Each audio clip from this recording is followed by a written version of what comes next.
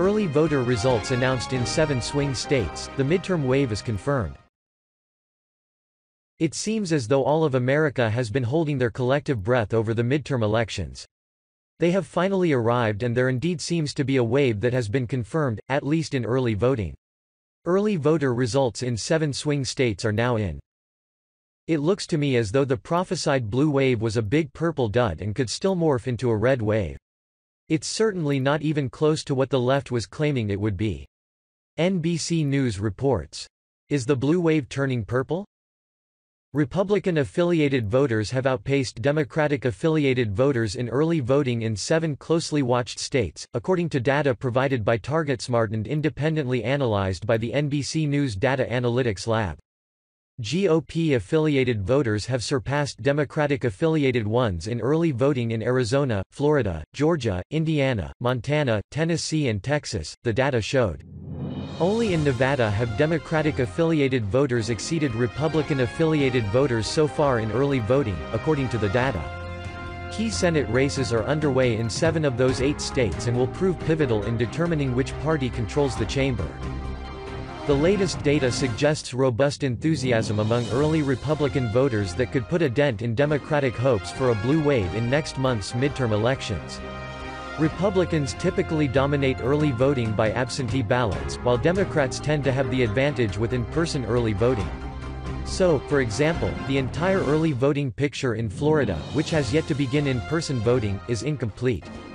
In Arizona, where 2 members of the House, Democrat Kyrsten Sinema and Republican Martha McSally, are in a neck-and-neck contest to fill retiring Republican Jeff Flake's Senate seat, 44% of early voters had a Republican affiliation, compared to 33% who had a Democratic affiliation. 23% of early voters were not affiliated with either major party, and thus grouped as other in NBC News' partisan analysis. In Florida, where Democratic Senator Bill Nelson is running for re-election in a tight race against Republican Governor Rick Scott, 44% of early voters had a Republican affiliation, versus 38% who had a Democratic affiliation and 18% who were not affiliated with either party. In Indiana, where Democratic Senator Joe Donnelly is facing a re-election challenge from Republican businessman Mike Braun, 51% of early voters had a Republican affiliation, compared with 39% who had a Democratic affiliation and 10% who were not affiliated with either party. In Montana, where Democratic Senator John Tester is up for re-election in a state that President Donald Trump won by 21 points, 46% of early voters had a Republican affiliation, compared with 29% who had a Democratic affiliation and 25% who were not affiliated with either party. In Tennessee, where former Democratic Governor Phil Bredesen is in a close race with Republican Representative Marsha Blackburn to fill retiring Republican Bob Corker's Senate seat, 63% of early voters had a Republican affiliation, compared with 30% who had a Democratic affiliation and 7% who were not affiliated with either party. In Texas, where Republican Sen. Ted Cruz is attempting to hold off Democratic Rep. Beto O'Rourke, 53% of early voters had a Republican affiliation, compared with 43% who had a Democratic affiliation and 4% who were not affiliated with either party. On Monday, the first day of early voting in Texas, thousands of people were camped out at an early voting location in Houston hours before it opened, the Houston Chronicle reported.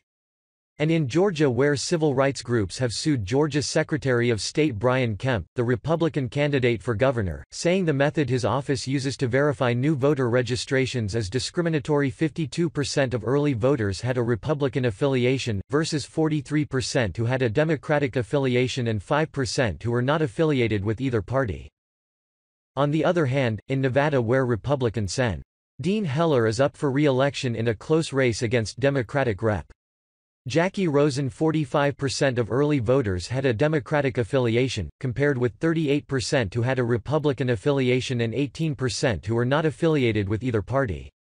The data provided by TargetSmart and analyzed by NBC News also revealed additional patterns in early voting.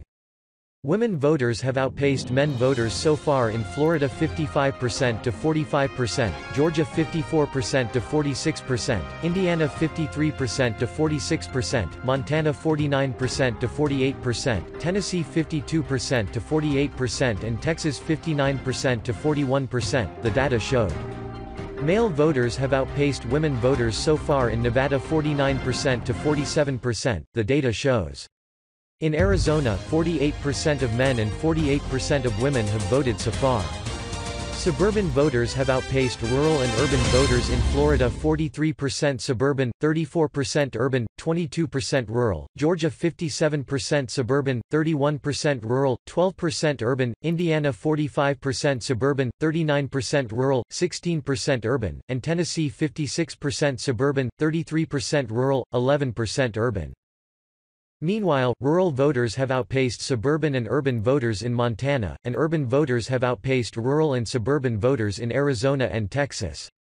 As of October 22, over 5 million votes have been cast early or absentee in the 2018 midterm elections nationwide.